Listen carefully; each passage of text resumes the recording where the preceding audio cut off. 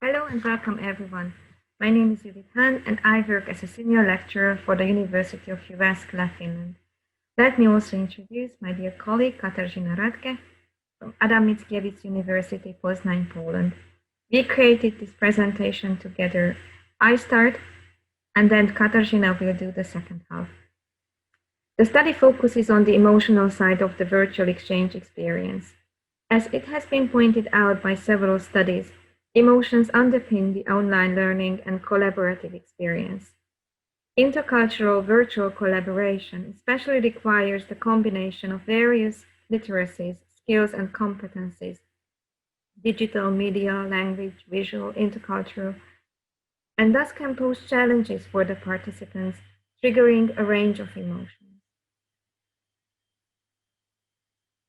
Virtual exchange is like a voyage, a discovery. As Proust states it here, the real voyage of discovery consists not in seeking new landscapes, but in having new eyes. Similarly, virtual exchange is a reflection on the voyage, a kind of internal journey through which you learn also about yourself and, of course, about the other participants. The present study will discuss two projects. In total, the two projects involved 3 universities. The first one, University of Jyväskylä, Finland, and Adam Mickiewicz University from Poznań, Poland. For the second project, we also had students joining in from the Netherlands. Our dear colleague Yvonne Dekker was our collaborative partner in this.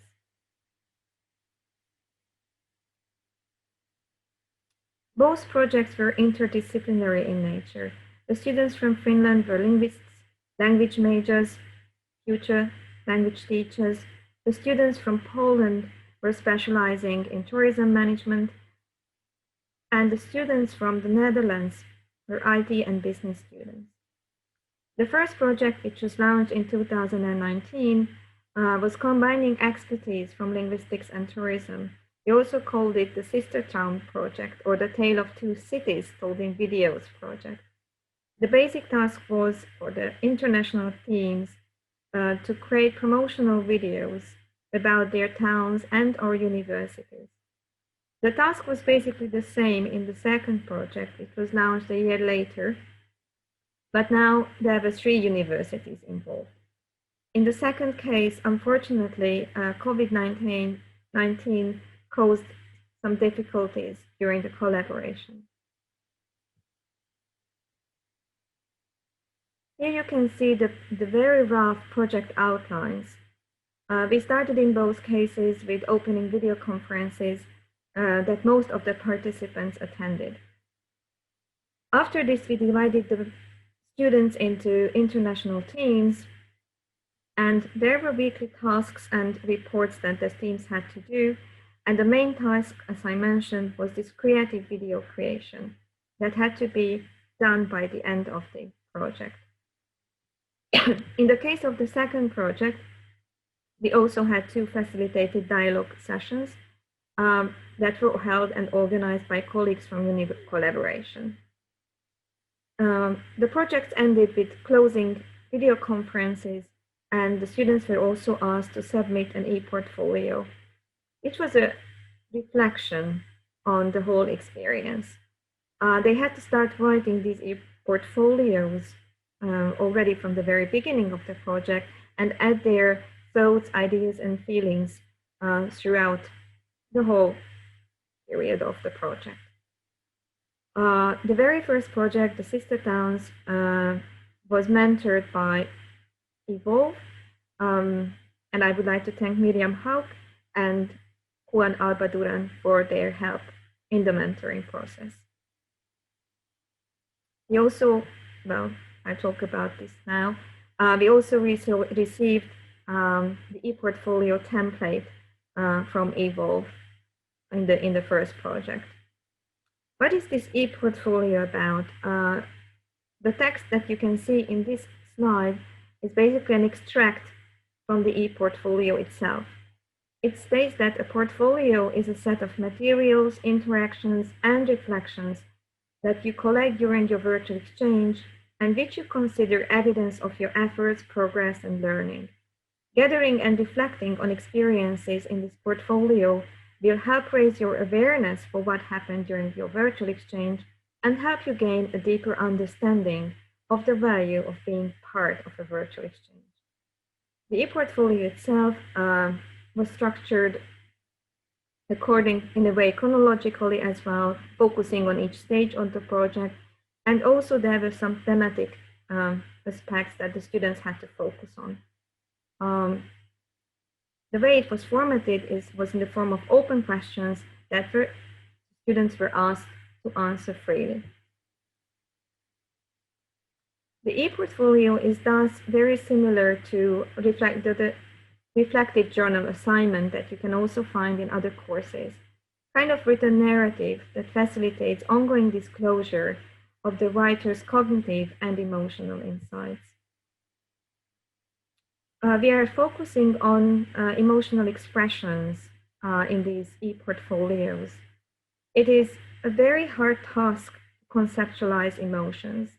There are various approaches to it. We take a kind of constructionist social cultural approach, agreeing with the idea that emotions are embedded in a social context. And also, in agreement with Beret, we state that the experience of an emotion is an act of categorization, guided by embodied knowledge about emotion, kind of labeling process, construction process. And also that expressed emotions are in response to a specific event or knowledge. They have aboutness, they are about something, as you will see it in the students' in the examples from the students' writings. We study emotions in a qualitative way in written discourse. We explore how the students describe their feelings in the form of a reflective activity. And as Mascolo points out, descriptions of emotional experience are possible, but only as a form of reflective activity. And we focus on how students select various discourse forms, how they rely on their discursive repertoire and select the forms to express their emotions that they deem appropriate in the given context of an educational assignment, that is the e-portfolio, which is to be read by the teacher. A further constraint that we have to consider is that they are writing it, or they wrote it in a foreign language, which is another factor that could, or that probably influenced the way they formulated their emotional expressions. Previous research has been done in this field, I mean of emotions and virtual exchange, but from a quantitative perspective or building on quantitative methods.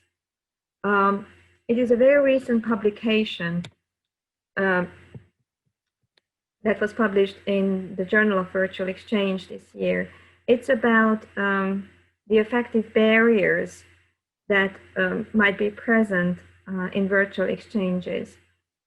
The authors or the researchers were focusing on one specific emotion, that is anxiety, in particular connected to foreign language, communication in a foreign language in this telecollaborative experience.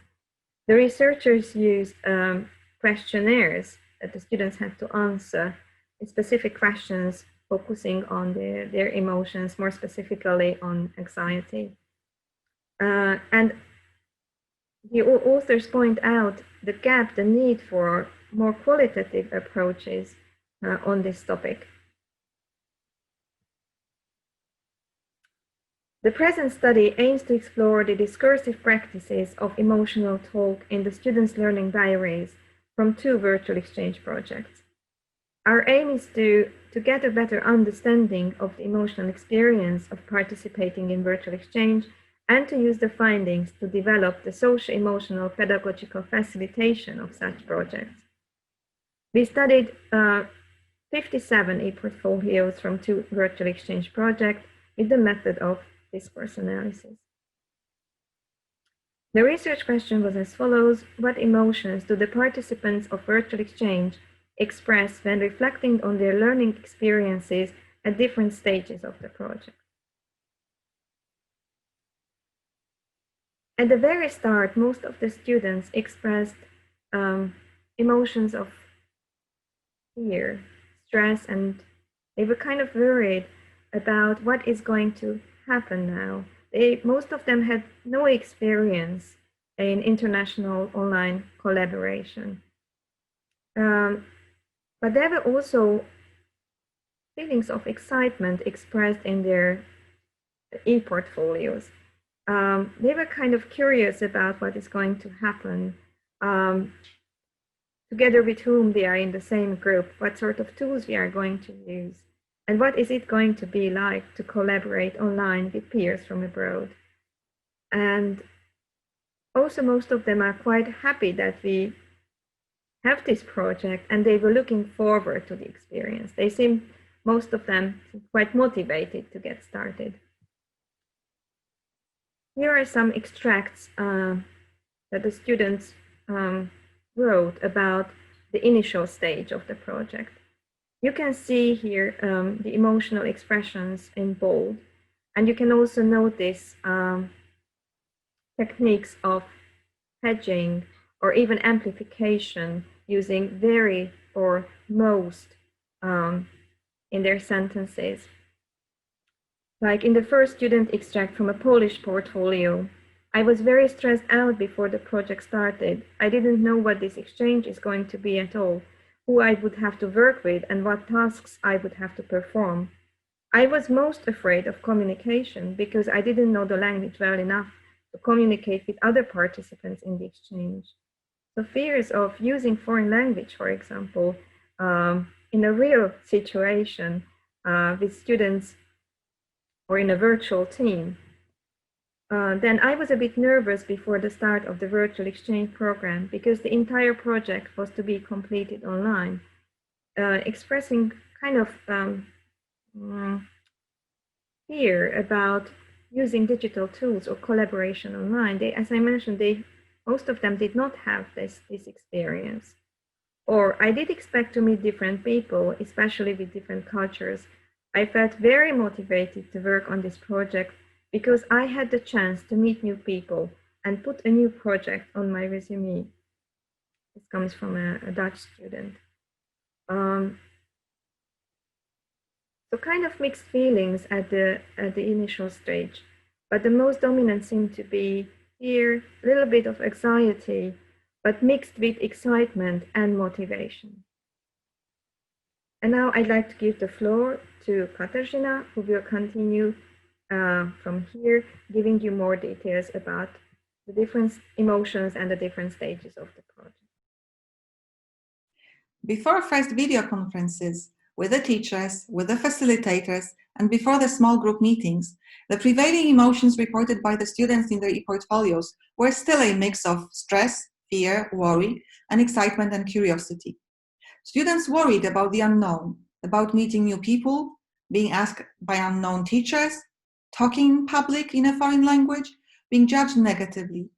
They were stressed about the technology and the use of new applications. But on the other hand, they were excited to connect with students from other countries, learn new things, and discuss interesting topics. They were very curious about the cultures of their partners. They expected fun and adventure. A few of them felt good right at the start of the video meetings, expecting informal conversations with their peers. Some individuals, however, were still extremely uncomfortable about their, as they believed, inadequate language level. You can have a look at some excerpts from the e-portfolios presented here.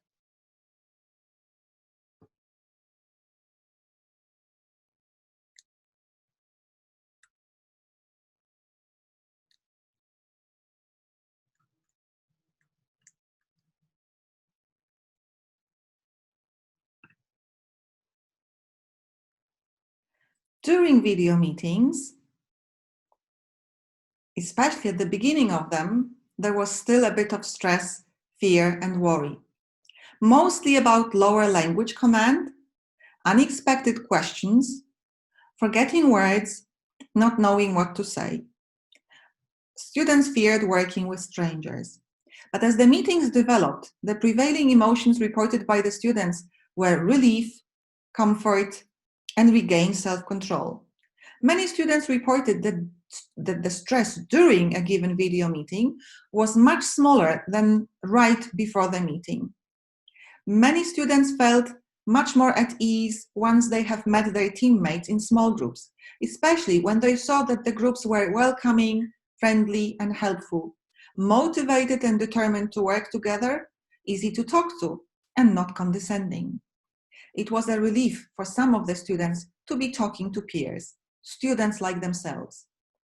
They did not experience major technical problems, and with time, it turned out that the language proficiency was in most cases good enough to understand everything well and engage in group discussions.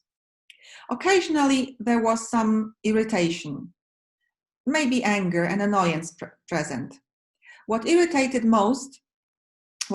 students most were participants giggling and whispering during video conferences, noises caused by people coughing or moving, problems with installing new applications, and Zoom allowing students only 40 minutes of video conferencing during their group meetings. Short periods of awkward silence made some individuals feel uncomfortable. But the vast majority of students felt really excited during the first video meetings.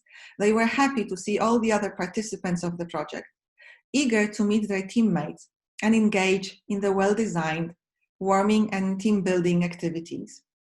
Again, you can have a look at some of the excerpts from their e-portfolios, which describe their feelings at this stage.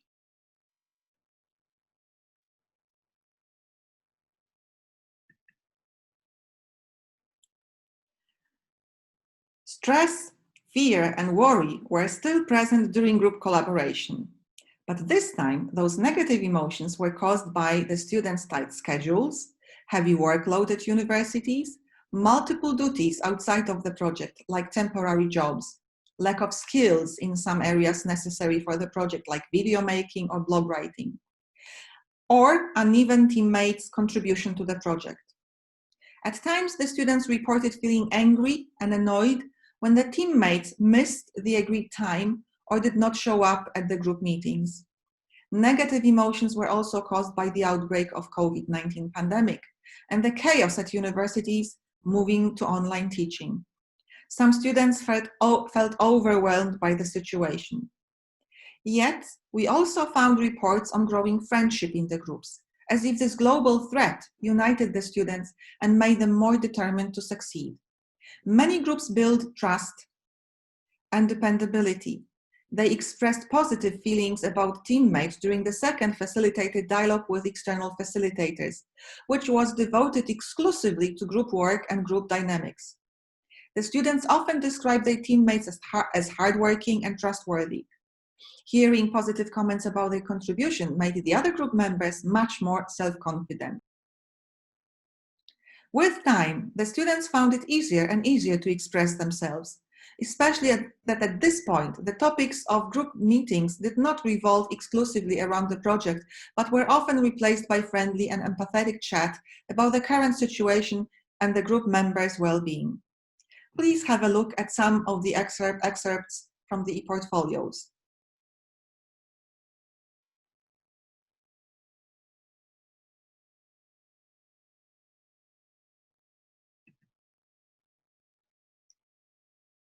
Obviously, stress, fear, and worry were the major emotions during lockdown.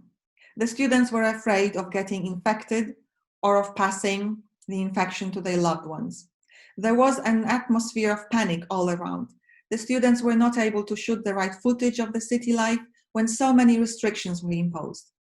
Some groups who did not manage to collect all the necessary material had to redefine the initial concepts at the last minute. This caused disappointment, sadness, and tension. Disrupted schedules negatively affected group communication. Some students experienced some sort of entrapment and isolation.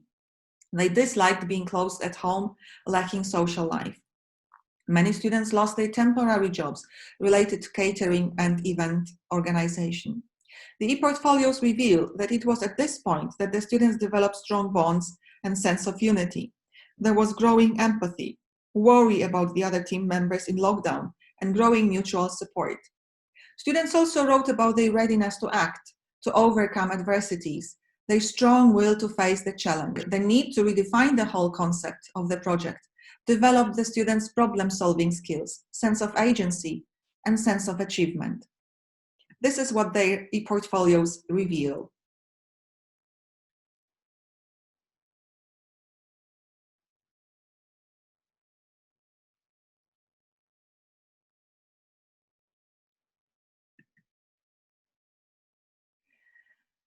No matter what adversities and negative emotions the groups experienced on the way, almost all individuals reported that they were extremely proud of their final group outcome.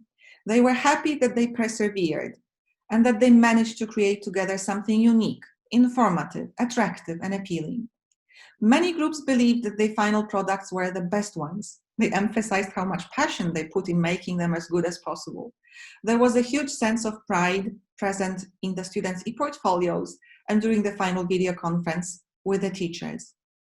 The students offered constructive feedback on the products designed by other teams and highlighted various creative solutions developed by their peers.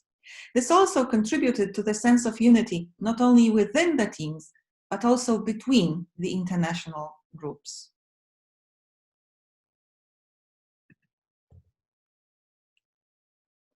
At the end of the project, the students described the sense of transformation they went through during this virtual exchange. They reported they felt empowered, more self-confident in language use and when working with international partners. Numerous e-portfolios highlight the element of personal growth the students experienced. Some emphasize that the process of collaboration was more important to them than the final product developed by the group. One Dutch student described it in the following way.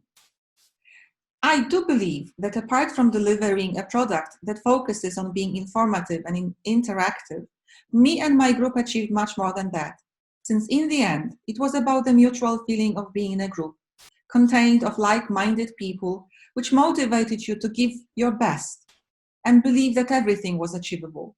Personally, the most valuable thing to me was the whole process of starting from the beginning of an idea until the finishing touches of it, rather than the very final product itself. It was a personal learning process.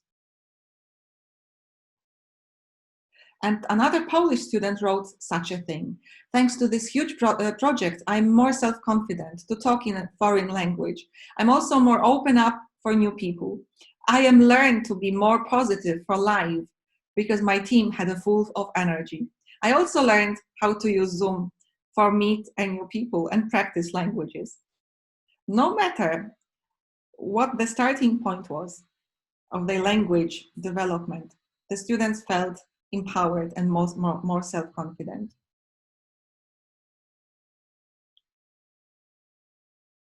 Although the range of adjectives used to describe the students' emotions seems rather limited, it may have resulted from using English as a lingua franca and not their native languages. The students often amplified their emotions using words like very, really, most. For example, I was really excited to meet my teammates. Sometimes they used hedging to make their negative emotions seem less negative.